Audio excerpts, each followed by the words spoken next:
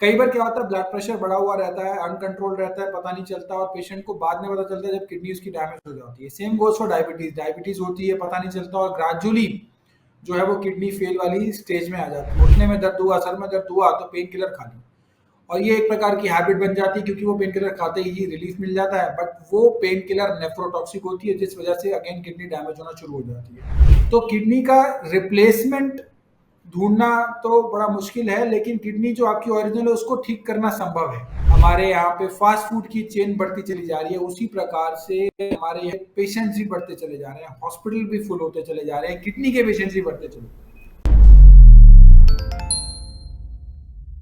नमस्कार, D5 channel Hindi देख रहे दर्शकों का मैं वंदना स्वागत करती हूँ। आज हमारे साथ दिल्ली के कर्मा आयुर्वेदा हॉस्पिटल से जुड़े हैं डॉक्टर पुनीत। डॉक्टर पुनीत, आपका बहुत बहुत स्वागत है हमारे इस प्रोग्राम में।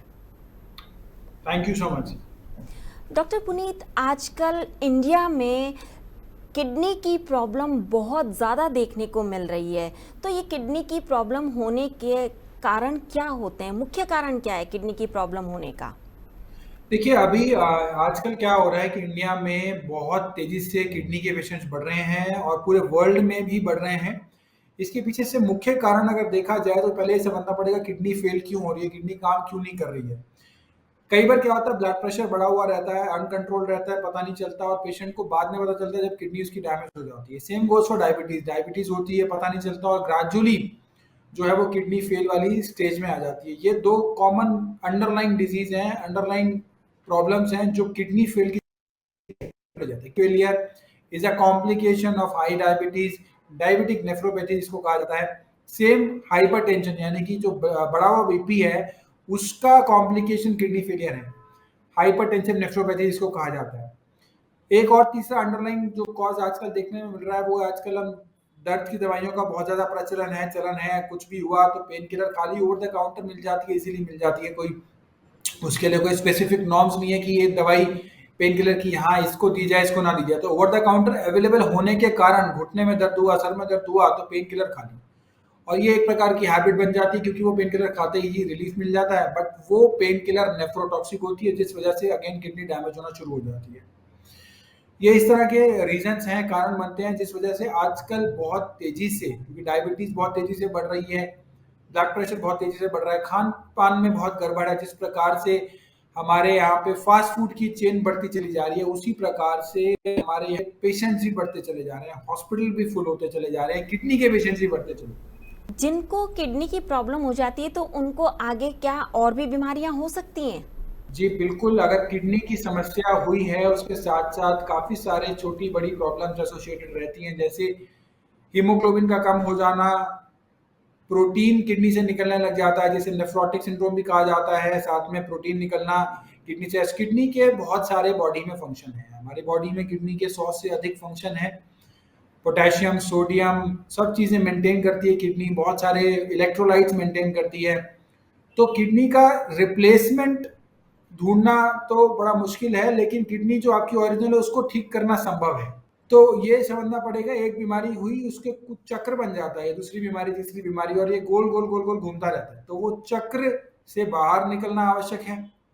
एक बीमारी 4 में जुड़ जाती हैं और वो लंबी चली जाती हैं, जुड़ती चली जाती हैं। तो ये बहुत ज़रूरी है कि हम इस कुचक्र से निकले, इस विशियस सर्कल को ब्रेक करें और साथ में इस तरह की बीमारी को मात दें। डॉक्टर पुनीत, कई बार ऐसा होता है कि लोगों को पता ही नहीं चल पाता है कि उनको किडनी की प्रॉब्लम है। वो डॉक्टर के पास जाते हैं और टेस्ट करवाते हैं तो उसके बाद उन्हें पता चलता है कि उनको किडनी की प्रॉब्लम हो चुकी है और कई बार तो वो क्रॉनिक रूप भी धारण कर लेती है। यहाँ हम आपसे जानना चाहेंगे कि किडनी के शुरुआती लक्षण क्या होते हैं जो कि घर बैठे आम इंसान जिनको देखकर पहचान सके कि उसको किडनी की प्रॉब्लम की शुरुआत हो गई है। देखिए, आपके ज़रिए मैं सभी दर्शकों को ये बताना चाहूँगा कि किडनी की समस्या गंभीर है। गंभीर क्यों है ये जानना ज़रूरी है क्योंकि उसके शुरुआती लक्षण बहुत कम आते हैं, नहीं नहीं आते। इसीलिए डायग्नोसिस लेट होने की वजह से ज़्यादा गंभीर हो जाती है। अगर एक बीमारी का समझा है तो समय रहते इलाज हो जाएगा, समय रहते पता ना चल पाए तो इलाज में दिक्कत आती है। यहाँ पे शुरुआती लक्षण बहुत से बार जो होता पता चलते हैं जब किडनी 50-60% तक डैमेज हो जाती है, जब क्रेटनाइन 2 हो जाता है, 3 हो जाता है, पैरों में सूजन आना, फेस पे सूजन आना, पेट में सूजन आना, इस तरह के लक्षण होना, या पेशाब में यूरिन में झाग का प्रतीक होना, फोमी यूरिन होना, इस तरह के लक्षण आना, ये कह सकते हैं इनिशियल सिम्टम्स, जो कि एक्चुअल में इनिशियल नहीं होते, क्योंकि इस समय तक भी किडनी काफी हद तक डैमेज हो चुकी होती है। क्या कर्मा आयुर्वेदा में ऐसा भी हुआ है कभी कि जिनको किडनी ट्रांसप्लांट की या फिर किडनी डायलिसिस की सलाह दी गई हो और उनको आपने ठीक किया हो आयुर्वेद के जी जरिए? देखिए, जी आयुर्वेद के जरिए ही हमारे यहाँ पे ट्रीटमेंट होता है, और हमारे यहाँ पे कई सारे इस तरह के केसेस हैं जहाँ पे पेशेंट को ट्रांसप्लांट बोल दिया गया था, डायलिसिस एडवाइस कर दिया गया था, डायलिसिस करा लीजिए, सप्ताह में 2 बार करा लो, 3 बार करा लो, डायलिसिस रेगुलर कराते रहो, और साथ में जिनको ट्रांसप्लांट बोल दिया गया था। ऐसे बहुत बड़ी तादाद में, बहुत अधिक संख्या में इस तरह के पेशेंट है जिनको डायलिसिस से निजात मिली है, ट्रांसप्लांट की आवश्यकता नहीं पड़ी है। डायलिसिस अगर किसी का चल रहा था, सप्ताह में 2 बार और सप्ताह में 1 बार, 10 दिन में 1 बार, ग्रेजुअली उसको रिड्यूस किया गया है। ट्रांसप्लांट किसी को एडवाइस कर दिया गया तो ट्रांसप्लांट आवश्यकता नहीं पड़ी, क्योंकि उसकी ग्लोमेरुलर फिल्ट्रेशन रेट बढ़ गया। बाहर की किडनी लगाएंगे अगर हम ट्रांसप्लांट करेंगे उसका, उससे बेटर उसकी जो अपनी किडनी है वो काम करने लग जाए, उसके अंदर उसमें इंप्रूवमेंट आ जाए, उसमें चेंजेस आ जाए, तो उससे बढ़िया, उससे बेहतर और क्या संभव है। आपके हिसाब से एक डाइट प्लान कैसा होना चाहिए ताकि किडनी ठीक रह सके, वो खराब ही ना हो? ये बहुत बहुत जरूरी है। कहा भी जाता है prevention is better than the cure, better than cure. और प्रिवेंशन मतलब अगर हम ऐसा खान पान, आहार विहार, दिनचर्या, परिचर्या ऐसी रख लें जिससे ये बीमारी को मात दी जा सके, ये बीमारी हो ही ना, तो उससे बेटर क्या हो सकता है। तो सबसे पहले उसमें आता है कि हमारे को एक जीवन शैली किस प्रकार की रखनी चाहिए। उसके लिए सबसे पहले ब्लड प्रेशर को कंट्रोल करना जरूरी है, डायबिटीज को कंट्रोल करना जरूरी है, आधे 1 घंटे का अपना एक्सरसाइज का रूटीन बनाना जरूरी है पर डे का, जिससे हमारी बॉडी हेल्दी रहे, हमारी बॉडी इतनी स्ट्रांग हो कि इस प्रकार की बीमारी से लड़ने में संभव हो।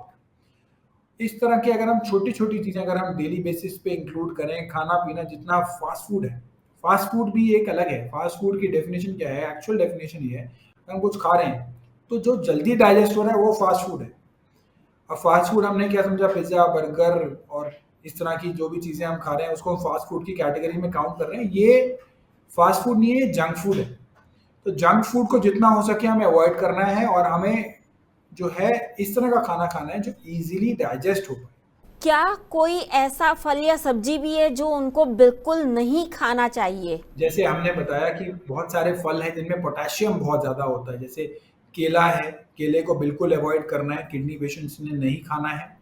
किडनी पेशेंट्स ने मोस्टली फ्रूट्स अवॉइड करने हैं, एक्सेप्ट कुछ 2 3 4 जो होते हैं, इसमें पपीता, सेब, अमरूद, ये 3 को छोड़ के बाकी सारे फ्रूट्स किडनी पेशेंट्स को नहीं लेने हैं।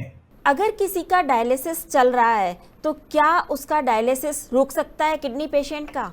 जी देखिए, अगर किसी पेशेंट का डायलिसिस चल रहा है, सप्ताह में 2 बार हो रहा है, सप्ताह में 3 बार हो रहा है, तो डेफिनेटली उसको डायलिसिस आयुर्वेदिक मेडिसिन जब कर्मा आयुर्वेदा से चलेंगी और साथ में उसकी रिपोर्ट्स होंगी बिफोर आफ्टर की, तो उसको नजर आएंगे किस प्रकार से चेंजेस आ रहे हैं। जैसे जैसे जीएफआर बढ़ेगा, ग्लोमेरुलर फिल्ट्रेशन रेट बढ़ेगा, डायलिसिस पर निर्भरता और डायलिसिस पर डिपेंडेंसी कम होती चली जाएगी। सप्ताह में 3 बार के बजाय सप्ताह में 2 बार, सप्ताह में 1 बार, 10 दिन में 1 बार, ग्रेजुअली डायलिसिस को हम रिड्यूस करते चले जाएंगे और लंबे समय में डायलिसिस की आवश्यकता नहीं पड़ेगी, डायलिसिस नहीं कराना पड़ेगा। लेकिन साथ साथ जरूरत है कि उसमें हम रेगुलर बेसिस पे उसकी टेस्ट कराते रहे, रिपोर्ट चेक कराते रहे, मेडिसिन का सेवन, डाइट, योग, मेडिटेशन, एक्यूप्रेशर, सारी चीजें रिलीजियसली फॉलो करने की जरूरत है। जिस प्रकार से बताएं उस प्रकार से अगर सारी चीजें फॉलो करते हैं, क्योंकि डायलिसिस जो है वो कोई परमानेंट ट्रीटमेंट नहीं है, दैट्स अ मेंटेनेंस का प्रोसीजर। बॉडी मेंटेन हो रही है हमारी, डायलिसिस अगर करा रहा है कोई तो उसकी बॉडी मेंटेन हो रही है। अब जो किडनी काम नहीं कर रही टेम्पररी, वो डायलिसिस की मशीन काम कर रही है। डायलिसिस इतनी स्मार्ट इंटेलिजेंट नहीं होती जितनी हमारी किडनी होती है। वहां पे क्या होता है कि डायलिसिस की मशीन वेस्ट के साथ साथ प्रोटीन को भी बाहर कर देती है, लेकिन जो किडनी होती है उसका काम क्या होता है कि वेस्ट को बाहर करना, प्रोटीन को रोक के रखना। तो यहाँ पे डायलिसिस की मशीन उतनी इंटेलिजेंट ना होने की वजह से पेशेंट अनेकों प्रकार की समस्या से जूझता है। डॉक्टर पुनीत, मैंने सुना है कि कर्मा आयुर्वेदा में आप लोगों को, जो किडनी पेशेंट आते हैं, उनको आप पानी पीने का कोई तरीका भी बताते हैं, तो वो तरीका क्या है, हमारे दर्शक भी आपसे जानना चाहेंगे। जी देखिए, जितने भी किडनी पेशेंट्स हैं वो भी इस तरीके को फॉलो कर सकते हैं। साथ में जो पेशेंट नहीं है किडनी के, वो भी पानी जब भी पिए बैठकर पिए, पानी खड़े होके मत पीजिए। ये हम अपने बड़े बुजुर्गों से भी बैठ जा, खड़े मत रहे, आराम से पी, बैठ के पी। लेकिन हमें ये इसका वैज्ञानिक आधार उस समय नहीं पता था कि बैठ के क्यों पीना है, खड़े होके क्यों नहीं पीना। और हम थोड़े ज़्यादा वैज्ञानिक हो गए हैं तो हम तर्क वितर्क करते हैं। तो उसका आंसर आज मैं बताता हूँ कि जब हम बैठ के पीते हैं तो सेंटर ऑफ ग्रेविटी जो है वो हमारे पेट पे आ जाती है, और जब हम खड़े होके पीते हैं तो सेंटर ऑफ ग्रेविटी हमारे पैरों में चली जाती है। तो पानी बैठ के पीना बहुत ज़्यादा आवश्यक है, बहुत ज़्यादा अनिवार्य है, ज़रूरी है। हर कोई पानी जब भी पिए बैठकर पिए, खड़े होके ना पिए। सिप सिप करके पीजिए, घूट घूट करके पीजिए, गटागट गटागट गटागट नहीं पीना है। सिप सिप करके आराम आराम से पीना है इसको, पानी को। अगर इन कुछ चीज़ों का ध्यान रखा जाए हमारे डे टू डे लाइफ में, तो ये भी बहुत बड़ा इम्पैक्ट लाते हैं, क्योंकि over longer period of time, immediate नहीं मिलता, लेकिन लंबे समय में इन चीज़ों का इम्पैक्ट बहुत ज़्यादा मिलता है। डॉक्टर पुनीत, आज आपने हमें बहुत ही महत्वपूर्ण बातें बताई। हमारे कई दर्शक आपसे सीधा जुड़ना चाहते हैं, तो आप अपने कर्मा आयुर्वेदा का नंबर जरूर बताएं।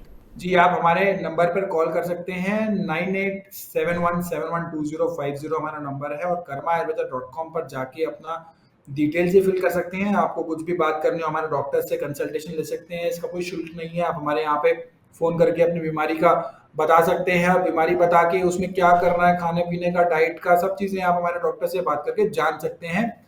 और ये बिल्कुल कंसल्टेशन जो है उसके कोई चार्जेस नहीं होते। तो जितने भी किडनी पेशेंट्स हैं उसमें खुल के आपसे बात करिए, और आपको आइडिया भी देंगे किस प्रकार से आपको क्या-क्या फॉलो करना है, किस प्रकार से आपको क्या अवॉइड करना है, वो चीज़ें भी बताई जाएँगी। और जो हमारे यहाँ आ सकते हैं, हमारा दिल्ली में, मुंबई में, बैंगलोर में, पटना में, लखनऊ में, मेजर सिटीज़ में क्लिनिक हैं जो विज़िट करने में संभव है। तो वहाँ पे हमारे डॉक्टर्स अवेलेबल हैं सब जगह पे, और वो आपको आपकी अवस्था के, रोग की अवस्था के अनुसार आपको औषधि देंगे, और उस प्रकार से आपकी इम्प्रूवमेंट भी आपको नज़र आएगी। रिपोर्ट्स आप कराते रहिए, हर एवरी मंथ आपको चेंजेस नज़र आएँगे। डॉक्टर पुनीत, हमसे जुड़ने के लिए आपका बहुत बहुत धन्यवाद। अगले एपिसोड में आपसे फिर मुलाकात होगी, तब तक के लिए नमस्कार।